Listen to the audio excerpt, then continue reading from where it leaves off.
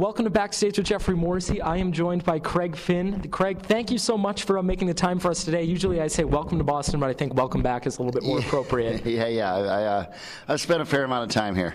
And so I know that you guys just drove in today, but do you have any plans to do anything while you're in town? You know, we kind of, this ends up being a quick thing. We ended up taking we drove in from Toronto last night. We ended up taking, Will, our bass player, is from Northampton, so we kind of did our hang time in Northampton just because it's easier. And then we just got here. So I think it's pretty much just a visit to play the show this time. Good. Well, how has Boston, in your opinion, changed since you've spent? I know that you went to BC, spent a majority of your time there. Yeah. But how has it changed for you? I mean, it seems like it keeps getting nicer. Like the buildings all get nicer, you know. And although I will say, driving in, I feel like it's been under construction ever since I, was aware of it. But I feel like things just kind of keep getting. I don't know, the buildings, like some of the old buildings, just keep looking nicer.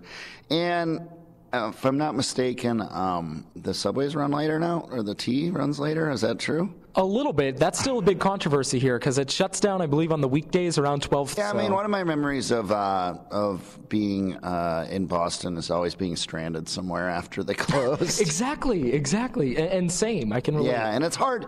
I've been in New York for 17 years now. Wow. So it feels, or 16 and a half, so it feels like, wow, how could that be? No, exactly. And then for someone, you like to write about your surroundings, write about where you're actually physically located. How do you view Boston as a muse as opposed to other places that you've written about? I haven't written very many songs at all about Boston, so just one or two.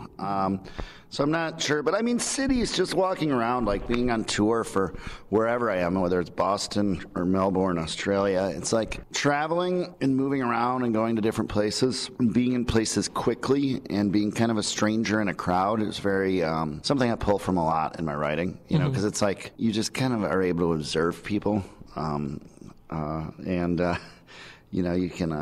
you can kind of eavesdrop if you want, I mean, like being a touring musician, you spend a lot of time in like cafes by yourself. And so there's a lot of stuff you can pull from wherever you go. And now, as I mentioned, you went to Boston College. I actually went to Boston College High School. Oh, right. So, and I know that you're a Catholic, but with the Jesuit experience specifically, how did, sort of the Jesuit way of looking at life, how has that influenced you in your songwriting? Well, I mean, I think the Jesuits were very impressive to me, and I kind of got into it later at BC, figuring out that, with all these Jesuits around, I should really take any class I can if one of them's teaching. So I did that, but I probably didn't figure that out till midway through my sophomore or junior year. That said, I think I took a lot of Catholicism classes, and I think parts of the Catholicism that are about redemption or forgiveness are very important to me, and I really like the idea of people never being kind of too far gone.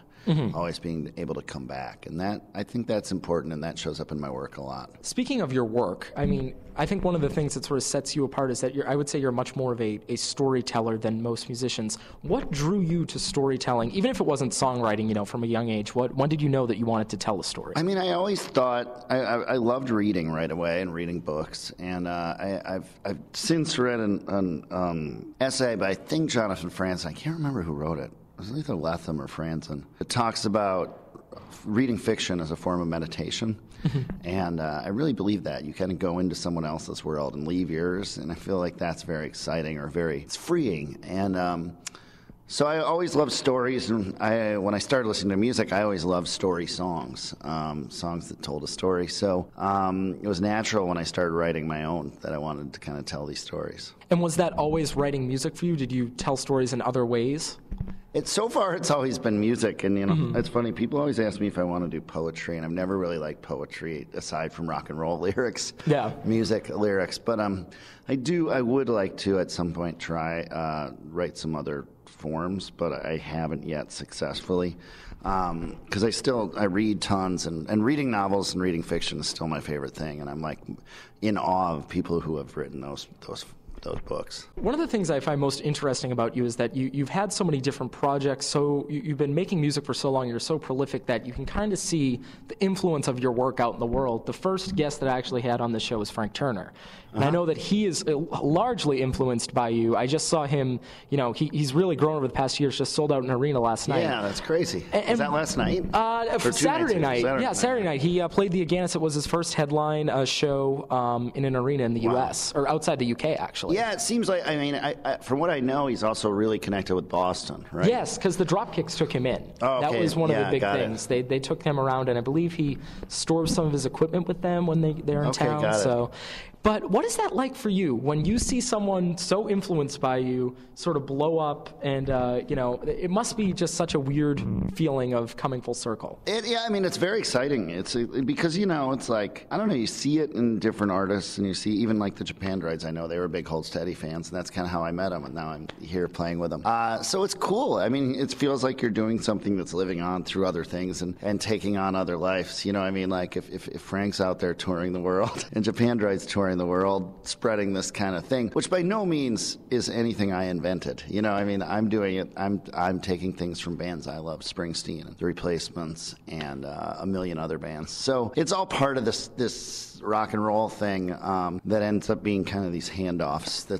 It's really cool, and I'm honored to have my little part in it. And then when you are on tour with Japandroids, or you see what Frank is doing, how do you incorporate that into what you do? Because I'm sure it's a give and take as well, because you see what other people do and you want to bring it in. Sure. Well, I think what you're always seeing is excitement, and newer artists tend to reach younger people, so you kind of say like, oh, that's exciting. People are excited about this music, and so I think just seeing the energy around shows and what it can feel like, and I think like so. Sometimes, it's very helpful to go see a smaller band that's playing in a small club and doing it right. Like getting those 200 people whipped into a frenzy. And you're like, well, they're doing the right show for the room, and that's an important thing, doing the right show for the room. So, that means if you go into an arena, you might need bigger lights, or you might need a bigger PA, but, I think always doing the right show for the room is important. Again, with, you've been making music for so long, and you never repeat yourself, which I do appreciate. Do you ever imagine yourself not making music, not writing? No, I've tried that. When I moved to New York, I thought I was kind of done with music. My first band, Lifter Puller, broke up. This is before the Hold Steady. So obviously that didn't go right. The Hold Steady ended up doing like 2,000 shows or something. Yeah. We're still doing shows. But what happened in those few years I didn't have a band is I just wrote tons of songs. So I think I'll always do that. Now I'm a little older, I realize when you're writing songs, part of the process is showing them to people and sharing them with people. So I think I'll always want to do that. And do a lot of people still come up to you and reference stuff from the Lifter Puller days? Yeah, actually, because that band didn't seem that big at the time, but it obviously had legs because people are able to, with the internet, but also just music lives on forever. People are able to share it and experience it for many years to come. Certainly way more than ever saw Lifter Puller live. Well, that must be nice to see, sort of everything, again, come full circle. Yeah, it's nice. Well, you have a new album that's going to be coming out now. It's called We All Want the Same Things, coming out later in March. Is this a little bit of a nerve-wracking time right before it comes out? You know what it sounds like, but not everyone else does yet. How do you feel right before an album comes out? I'm excited. I'm excited for people to hear it, and especially this one, just because I'm so excited about how it turned out. I'm really proud. I think it's the best solo record I made. It's the most musical, and I think it's a great continuation, but a big jump from the last one, Faith in the Future. So I think people are really going to like it, and I'm excited because of that. I'm excited for people to hear it. And then since I feel like press always comes out, right after the album comes out or something like that. So before our listeners get a chance to hear it, what do you want them to know? What is something that you want them to notice or pick up on when they're listening to the record? Well, I think that it's probably more people in the room playing than the previous solo record. And I think that that's what makes it different and better. I think it's, we largely made the last one with just a drummer and the producer and an engineer. This had piano, horns, and a lot more people making music at the same time, without the use of computers, but actually in a room. Mm-hmm. And I think that it's better for it. And you sort of mentioned that this will be the best solo record that you think that you've made. I think so. Do you find that, comparing work between your three main projects to be apples and oranges, is that something that you wouldn't... Yeah, I do. Especially Yeah, I mean, because a band sort of operates differently, and you make different decisions. It's more of a democracy and whatnot. So I do feel like it's hard to compare the two. It's easier to, and also I think the way I've written, I've kind of created different worlds in each band. Lifter Polar had a world. The Whole Steady had sort of a world that had existed, and the solo stuff also has this own universe. Exactly. And you do pull from a variety of things. Where has either been maybe the weirdest place that you found inspiration, or something that you want to explore in the future? How do you sort of decide what to write about? Oh, it just sort of comes. I mean, a lot of times it's books or, again, always eavesdropping on conversations, walking around, getting lost. But I mean, it's sort of the way I react to my own life right now. Things happen, and it might not happen to me or one of my friends or someone I know, or I read about it in the newspaper, and that kind of slowly turns into a song. Perfect. And then you do a ton of these interviews, which I'm really grateful for. What do you wish people asked you about more? What do you wish you got to talk about in these? Oh, I think everything gets pretty well covered, but that's a good question, actually. I sort of like talking about things other than myself sometimes, So baseball's fun, whatever.